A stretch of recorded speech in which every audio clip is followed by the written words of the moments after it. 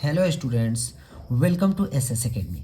जैसा कि आप लोग जानते हैं कि मेरे इस चैनल के द्वारा, यानी मेरे ही क्या, आप सभी के इस चैनल के द्वारा हम लोग हमेशा ही नए नए टॉपिक्स पे बात करते हैं और बहुत सारे ज्ञानवर्धक सूचनाओं को भी डालते रहते हैं। इसी कड़ी में आज से हम लोग एक नए चैप्टर की शुरुआत करते हैं और वह है कि जो जॉब रिलेटेड जानकारियां हैं, यानी कि जो भी गवर्नमेंट जॉब से रिलेटेड जानकारी है वो सभी को बिल्कुल एक्सप्लेन करके आप लोगों के सामने मैं लाने का प्रयास कर रहा हूँ, ताकि इससे आप लोगों को कुछ लाभ मिल सके और आप लोग को मदद मिले कि आप लोग जल्द से जल्द नौकरी ले सकें। तो आज इसी कड़ी में यह हमारा पहला वीडियो है किससे रिलेटेड, तो गवर्नमेंट जॉब से रिलेटेड। तो इसमें हम लोग पहले कड़ी में बात करेंगे एनडीए के बारे में। एनडीए यानी नेशनल डिफेंस एकेडमी, राष्ट्रीय अकादमी से। ये जो है, इसमें राष्ट्रीय रक्षा अकादमी जो है, इसमें आपको यह एक बहुत ही महत्वपूर्ण परीक्षा है और आजकल युवाओं में इसका क्रेज बहुत ही बढ़ा हुआ है। ये एनडीए का जो एग्ज़ाम है हर युवा देने का प्रयास कर रहे हैं और साथ ही साथ इसमें सफल होने का भी प्रयास कर रहे हैं।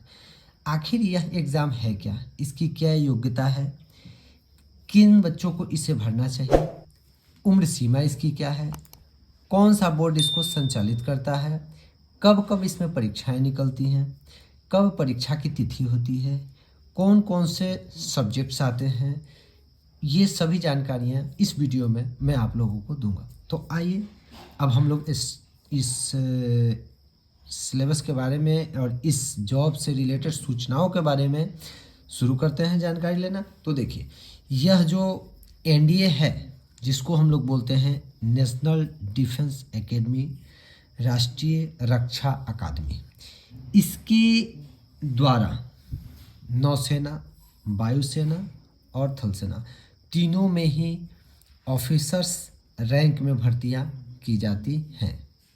ये जनरल ड्यूटी के लिए नहीं होता है, यह उन लोगों के लिए होता है जो ऑफिसर्स रैंक में डायरेक्ट भर्ती होते हैं। इससे अभी बात करेंगे हम लोग कि एनडीए जो है इसकी योग्यता कितनी है। तो योग्यता इसका होता है कि 10+2 यानी कि इंटरमीडिएट में कोई व्यक्ति प्रवेश कर गया हो, यानी कि उसमें एडमिशन ले चुका है तब, या पास कर चुका हो तब। इन दोनों ही स्थितियों में आप एनडीए के फॉर्म को भर सकते हैं। लेकिन हाँ, इसमें यह अनिवार्यता है कि आप लोगों को विज्ञान संकाय में ही होना चाहिए, आर्ट्स वालों के लिए यह नहीं होता है। आगे बात करते हैं उम्र के बारे में।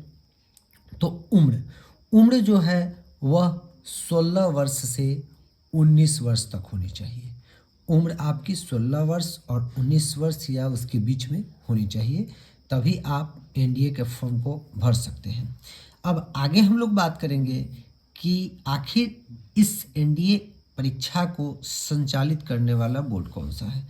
तो यह बोर्ड तो बहुत ही प्रचलित है, यह वही बोर्ड है जो IAS-IPS के एग्ज़ाम को कंडक्ट करता है, यानी संघ लोक सेवा आयोग, यूपीएससी जिसको बोला जाता है। यह यूपीएससी बोर्ड ही एनडीए के परीक्षा को संचालित करता है। नेक्स्ट को इसका सूचना ये है कि परीक्षा का जो नोटिफिकेशन है, यानी एनडीए का फॉर्म कब कब निकलता है। तो एनडीए का फॉर्म वर्ष में 2 बार निकलता है। एक का डेट होता है दिसंबर टू जनवरी, मतलब लास्ट दिसंबर से निकलता है और 10 या 12 जनवरी तक इसका डेट खत्म हो जाता है। और दूसरा है मई के लास्ट में निकलता है और जून के शुरू तक इसको भर लेना होता है। मतलब कहने का अर्थ है कि एनडीए की जो परीक्षा का सूचना है वह वर्ष में 2 बार आपके सामने आता है। 2 बार इसके बारे में सूचनाएं निकलती हैं। पहला फॉर्म फिलअप करना होता है दिसंबर टू जनवरी के बीच में और दूसरा फॉर्म फिलअप करना होता है मई टू जून के बीच में, यानी वर्ष में 2 बार ये सूचनाएं निकलती हैं एनडीए के परीक्षा के लिए। आगे बात करते हैं कि सामान्यतः इसकी परीक्षाएं होती कब हैं। तो जो फॉर्म आप लोग दिसंबर टू जनवरी में भरते हैं उसकी परीक्षा अप्रैल में ली जाती है, और जो मई टू जून में भरा जाता है फॉर्म, उसकी परीक्षा सितंबर में ली जाती है। यानी कि वर्ष में 2 बार सूचना निकलता है इस फॉर्म के लिए और परीक्षाएं 2 बार होती हैं, एक अप्रैल में और एक सितंबर में। आगे बात करते हैं अब हम लोग इसके बारे में कि इस वीडियो में ये तो आप लोग समझ गए कि कब परीक्षा होती है, कब एग्ज़ाम होता है, कौन सा बोर्ड लेता है, एज कितना हो चाहिए, प्लस में योग्यता कितना चाहिए, ये सब तो मैंने बता दिया। अब बात करेंगे परीक्षा के बारे में। तो परीक्षा देखिए, परीक्षा इसकी जो है 2 होती हैं, एक होती है लिखित परीक्षा और दूसरा है साक्षात्कार यानी कि इंटरव्यू। तो पहले लिखित परीक्षा के बारे में हम लोग बात करते हैं इस वीडियो में कि लिखित परीक्षा में होता क्या है। तो देखिए, लिखित परीक्षा में जिसको हम लोग रिटन एग्जामिनेशन कहते हैं, इसमें 2 तरह के ऑब्जेक्टिव टाइप्स क्वेश्चंस होते हैं, यानी कि डिस्क्रिप्टिव नहीं होता है, यानी करने का अर्थ है कि वर्णनात्मक प्रश्न नहीं आते हैं, इसको डायरेक्टली आपको लिखना नहीं होता है। करने का अर्थ है कि यह जो होता है ऑब्जेक्टिव टाइप होता है, यानी कि 4 ऑप्शंस होते हैं और उसमें से एक का जवाब हमको देना होता है, यानी वैकल्पिक प्रश्न होते हैं। तो यह लिखित परीक्षा में 2 पत्र होते हैं। एनडीए के लिखित परीक्षा में 2 पत्र होते हैं और प्रत्येक पत्र का समय 2.5 घंटे का होता है, यानी कि 2 घंटा 30 मिनट, 2 घंटा 30 मिनट, यानी कुल मिला के 5 घंटे का लिखित परीक्षा होता है। तो प्रथम पत्र जो होता है, यानी ये जो होता है आपको मॉर्निंग शिफ्ट में ले लिया जाता है। फिर द्वितीय पत्र जो होता है उसको मॉर्निंग शिफ्ट के बाद, आफ्टरनून के बाद लिया जाता है, यानी इवनिंग शिफ्ट में इसको लिया जाता है। तो प्रथम पत्र में क्या होता है? प्रथम पत्र में गणित होता है। प्रथम पत्र गणित से होता है और गणित में प्रश्न होते हैं टोटल 120 प्रश्न होता है। अंक होते हैं 300 अंकों का यह होता है और प्रत्येक प्रश्न जो होता है वह 2.5 अंक का होता है, यानी एक प्रश्न पर आपको 2.5 अंक प्राप्त होते हैं। इसमें टोटल मार्क्स होते हैं 300 अंक और इसका समय होता है 2.5 घंटा, यानी कि 2 घंटा 30 मिनट इस प्रथम पत्र का समय होता है। यह गणित का प्रश्न होता है और इसमें टोटल 120 क्वेश्चंस जो होते हैं वह सभी गणित के ही होते हैं। यह जो प्रश्न है यह आपको इंटर स्तरीय होते हैं, ये सभी प्रश्न इंटर स्तरीय होते हैं, यानी कहने का अर्थ है कि आपको इस परीक्षा को क्रैक करने में ज़्यादा मुश्किलें नहीं हैं, बशर्ते कंडीशंस ये है कि आप लोगों को इंटर का यानी कि 10+2 लेवल का जो मैथ है उसको अच्छे ढंग से पढ़े होना चाहिए।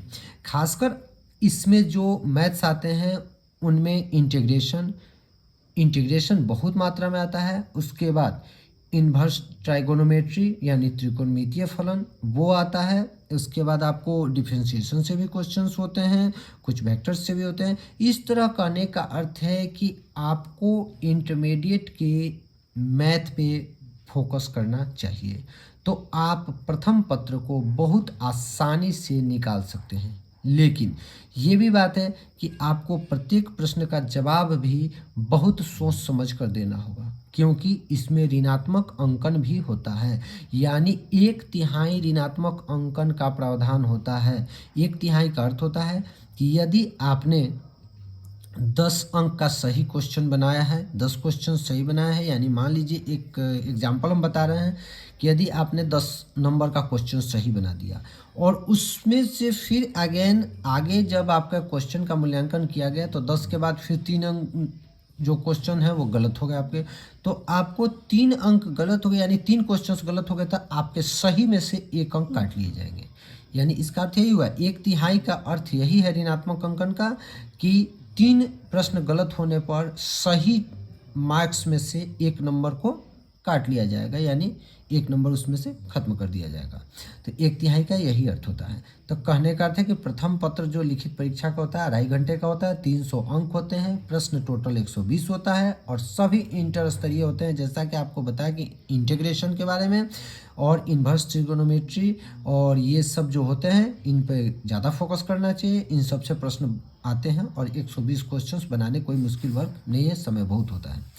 आगे बात करते हैं कि इसी लिखित परीक्षा में ही प्रथम पत्र था गणित का दूसरा पत्र आता है सामान्य योग्यता परीक्षा का, जिसका इसके बाद इसका एग्जाम होता है, जस्ट उसी दिन होता है, एक ही दिन दोनों एग्जाम होते हैं लिखित परीक्षा के। तो ये 2.5 घंटे के पत्र देने के बाद फिर इंटरवल होता है, यानी कि आपको थोड़ी देर के लिए समय दिया जाता है, उसके बाद फिर से आपको सामान्य योग्यता परीक्षा का एग्जाम देना होता है। यह भी 2.5 घंटे का ही होता है। इसमें प्रश्न होते हैं 150, टोटल 150 प्रश्न होते हैं। यह 600 अंकों का होता है, यानी कहने का अर्थ है कि ये जो सामान्य योग्यता परीक्षा है, इसके प्रत्येक प्रश्न जो होते हैं वह 4 नंबर के होते हैं। अब इनके बारे में जानिए कि इसमें कौन कौन से प्रश्न आते हैं। तो इसमें प्रश्न आते हैं भौतिकी से, रसायन शास्त्र से, जीव विज्ञान से। ये जो भौतिकी का लेवल होता है, यह आपको बता दें कि आपको 10th और 11th 12th तीनों पर पकड़ होनी चाहिए। भौतिकी, रसायन और जीव विज्ञान, ये सब इनसे संबंधित बहुत सारे प्रश्न आते हैं, जैसे एल्केन का सूत्र क्या होता है, ये सब चीज़ें आते रहती है। उसके बाद जीव विज्ञान से भी रिलेटेड बहुत सारे क्वेश्चंस आते हैं, जो कि सभी लगभग 10th और 11th 12th लेवल के होते हैं। ये भी ज़्यादा मुश्किल नहीं होता है, सिर्फ जो बच्चे पढ़े हैं वो आसानी से इसको क्रैक कर सकते हैं। अब बात करते हैं अंग्रेजी के बारे में। अंग्रेजी में होता है या 50 प्रश्न अंग्रेजी के होते हैं। 150 में 50 प्रश्न जो होते हैं वो अंग्रेजी के होते हैं, और बाकी 100 प्रश्न जो होते हैं वो इन सब से संबंधित होते हैं। जीव विज्ञान, रसायन शास्त्र, भौतिकी, करंट अफेयर्स और सामान्य ज्ञान, इससे संबंधित होते हैं। और अकेले 50 जो प्रश्न होते हैं वो अंग्रेजी के होते हैं। तो इसके लिए आपको ज़रूरी क्या, आपको ज़रूरी है कि ग्रामर पर फोकस होना चाहिए, इंग्लिश ग्रामर ज़रूरी है। उसके बाद आपको कॉम्पिटेटिव इंग्लिश यानी कि सिनोनिम्स का अर्थ वही होता है कि मिलता जुलता अर्थ वाला शब्द।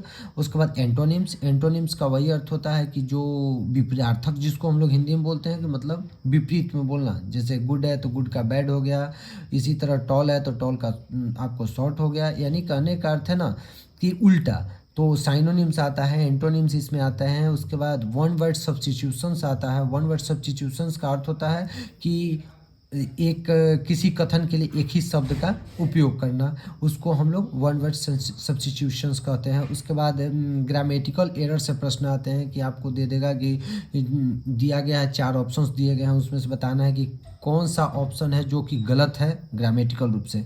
ये सब बातें इसमें जानकारी हम लोग को होनी चाहिए। उसके बाद करंट अफेयर्स के लिए आप लोगों को क्या करना चाहिए, तो करंट अफेयर्स के लिए आप लोगों को प्रतिदिन जो है पेपर का पढ़ना चाहिए, पेपर पढ़िए। उसके बाद आपको बहुत सारे मोबाइल में ऐप्स भी हैं जो कि आपको करंट अफेयर्स रोज़ के रोज़ प्रोवाइड करा देते हैं, उनसे भी आपको लाभ लेना चाहिए। उसके बाद आपको जनरली एक पत्रिका लेनी चाहिए जो मंथली आती है, जैसे कुछ आते हैं जैसे सामान्य ज्ञान दर्पण, ये सब पत्रिकाएं आती हैं जो कि 20 या 25 रुपए की पड़ती हैं। तो वो सब भी करंट अफेयर्स के लिए बहुत लाभदायक है। वो सारे करंट अफेयर्स आपके जो हैं उससे स्ट्रॉन्ग हो जाते हैं। उसके बाद सामान्य ज्ञान जो है इसको आपको तैयारी करनी चाहिए। ये सब जो है ये बहुत सारे लूसेंट के सामान्य ज्ञान के भी बुक हैं।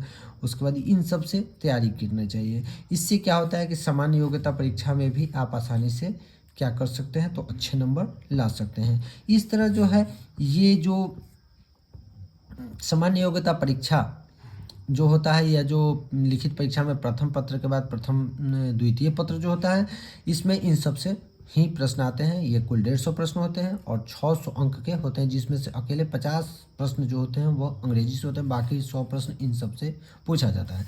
इसमें जो होता है ऋणात्मक अंकन का प्रावधान रहता है, यानी 1/3 बता ही चुके, पीछे डिस्कस किए थे कि 1/3 प्रश्न जो 1/3 ऋणात्मक अंकन होता है। ठीक है, तो इस तरह से ये सभी जो जानकारियाँ थी वह एनडीए एग्जामिनेशन के लिए थी। मैं आशा करता हूँ कि आप लोगों को इससे बहुत ही लाभ मिलेगा, और इसमें और भी ज़्यादा वर्णन के साथ मैं इसका पार्ट 2 भी डालूंगा वीडियो, जो उसमें आपको साक्षात्कार से संबंधित बातें, उसके बाद कौन कौन सब्जेक्ट से कैसे तैयारी करें ताकि हम लोग को अधिक से अधिक क्वेश्चन का जो है वो टेकअप कर सकें, तथा इसके साथ साथ और भी जानकारियाँ एनडीए के बारे में देते रहेंगे। इसी के साथ साथ इस चैनल के द्वारा और भी जितने गवर्नमेंट के एग्ज़ाम हैं, जितने भी गवर्नमेंट की परीक्षाएं हैं, उनसे संबंधित गवर्नमेंट जॉब से संबंधित जितनी भी सूचनाएं हैं वो सभी अब आप लोगों के सामने आती रहेंगी और पूरी तरह से विस्तार के साथ।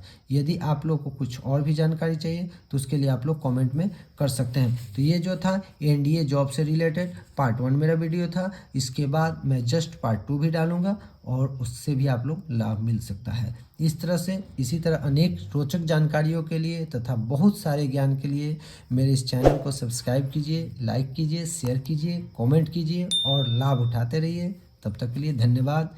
Thank you.